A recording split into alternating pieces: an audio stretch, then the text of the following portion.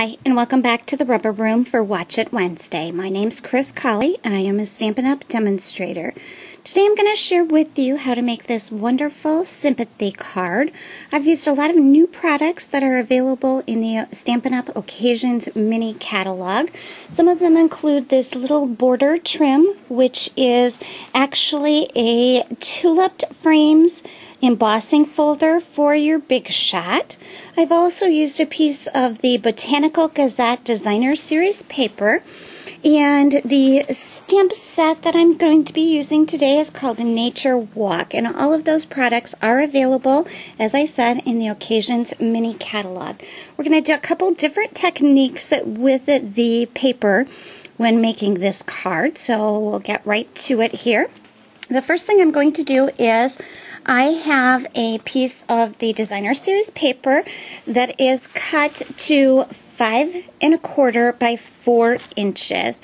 And what I'm going to do is put it through my Big Shot inside the Tulip Frames embossing folder. And you'll notice with this folder that, let me see if I can get it in there without getting all the light on it, it does have a little trim guide on the edge here so that you'll know when you get your paper in there and it's in there straight. You're just going to be able to follow that little line across the edge. It does have it at the top and the bottom also. So what I've done is to put my Designer Series paper through my Big Shot using that embossing folder.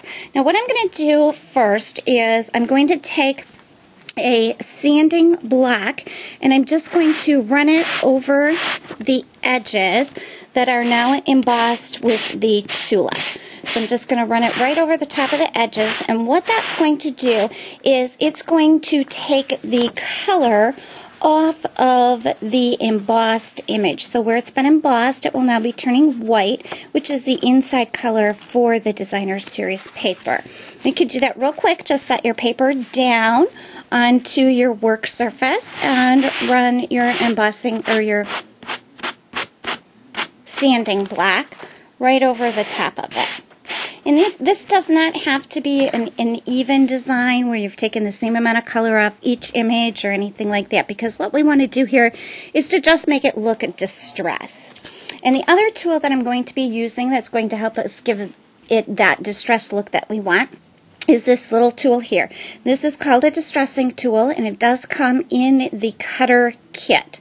And you can see this little tool has metal edges in here.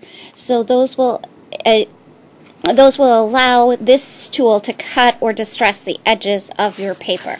So what you want to do is just to slide the tool right down onto the edge of the paper and then press it and move it. So you're just going to distress that edge as you go along moving it. You can move it back and forth. You can move it in one direction. Doesn't matter. You just want to distress all of your edges.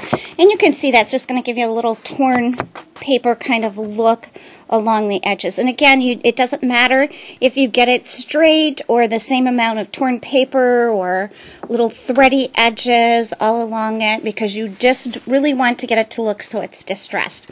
And I do have a piece of that paper here that I have already distressed, so you can see how it looks once you get it distressed on all of the edges that you have there.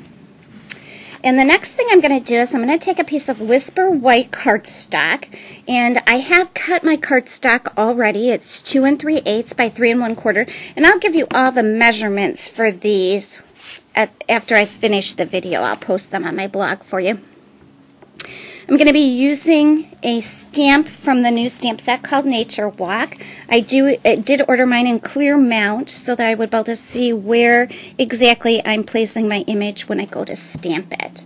And what I'm going to do is to color it with my markers, because I want to get 2 different colors on there, and it's easier for me and quicker to color it with my marker than it is to mask it and stamp it. So all I'm going to do is lay my marker so that it's flat up against the image on my rubber. And I'm going to color my leaves in brown. Actually, I'm using a chocolate chip marker here. I lay my marker flat so that I don't get a blunt tip to it, like forcing it down like this will give it a blunt tip. So I'm just going to color it with my chocolate chip, and then I'm going to add my Cajun craze to where the top of the flowers or bush or weed or whatever this thing is here.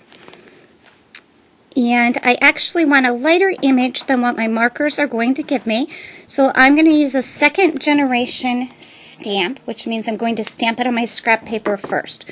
And I am going to, once I get it markered like that, I'm going to give it a little huff, which means I'm going to blow hot air onto it so that it will re-moisten the ink in case it has already started to dry out. So I'm just going to huff it, and then I'm going to stamp it onto my scrap paper, and that would be a first generation image. And then I'm going to take my piece of Whisper White cardstock, and again I can see right where I'm going to stamp it because of the clear mount black. And I'm going to stamp it right on there. And then I'm going to add some words to it. And because I always want my words to be perfectly straight on there, I have stamped my words onto my Stamp-A-Majig plastic here. So I'm just going to line them up where I want them on there. Make sure it's nice and straight. Get it lined up with my Stamp-A-Majig tool here.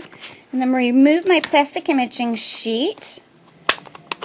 Take some Cajun Craze ink and ink my stamp up. And this stamp that I'm using here with Sympathy does come from the Teeny Tiny Wishes stamp set.